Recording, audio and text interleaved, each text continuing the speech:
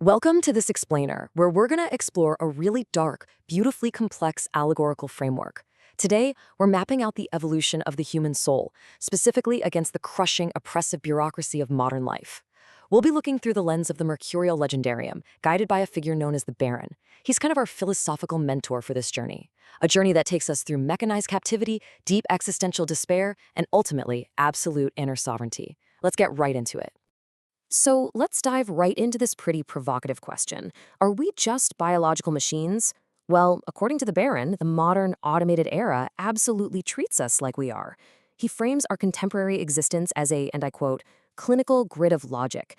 It's this highly structured, rigid, bureaucratic reality where our basic humanity is just constantly reduced to quantifiable data points and endless routines. The Baron argues that we're navigating a world designed to manage us like cogs in a machine, rather than actually nurturing us as conscious beings.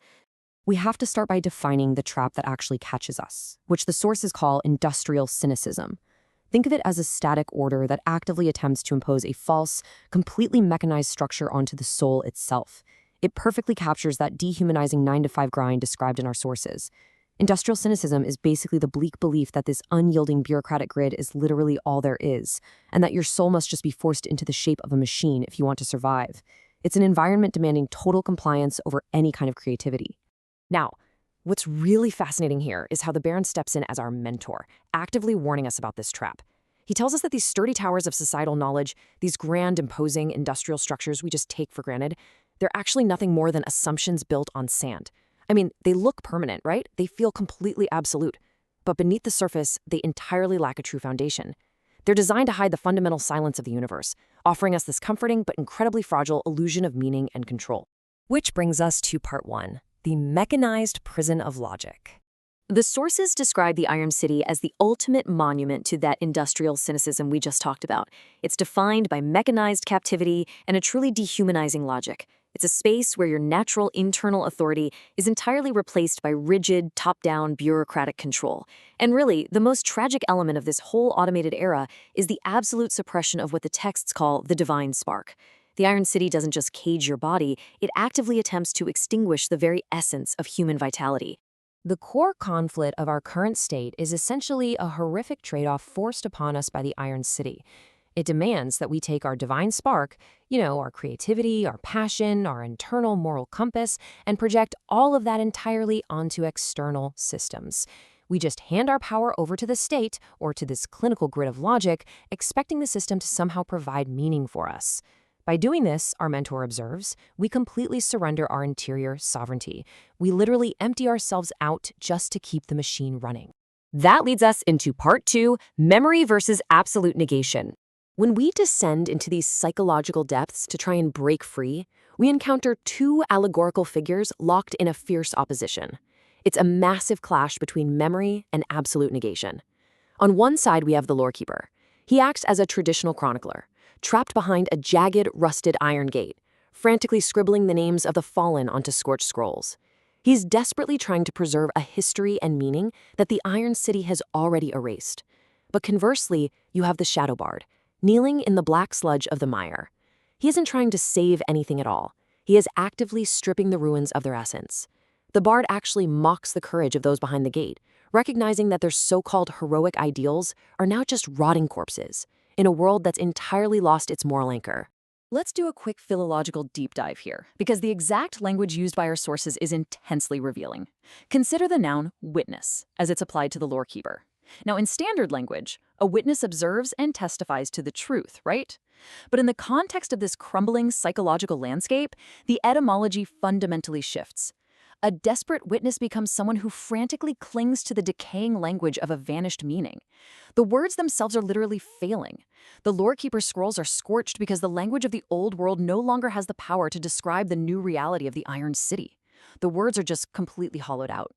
Moving on to part three, silence of the archive.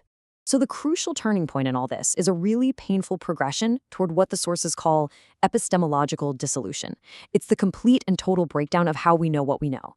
Step 1. The false structures of industrial logic collapse. Then, an entity known as the Gray Spirit arrives, breathing this grim honesty upon all human works. And under this breath, our grand philosophies are reduced to mere conjecture, and our carefully recorded history simply dissolves into rumor. The gray spirit basically returns all the desperate language of the archive back to a primordial, silent source.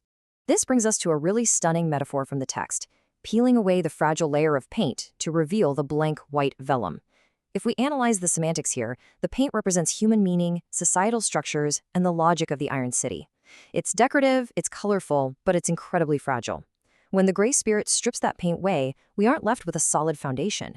We are left with blank white vellum.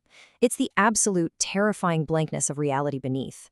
It proves that all our declarations were indeed just assumptions built on sand.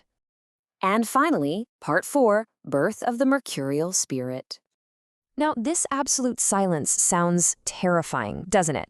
However, the Baron assures us this exact dissolution is the crucial catalyst required for a true rebirth.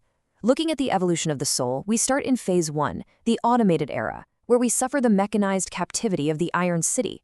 Then comes Phase 2, the grand dissolution.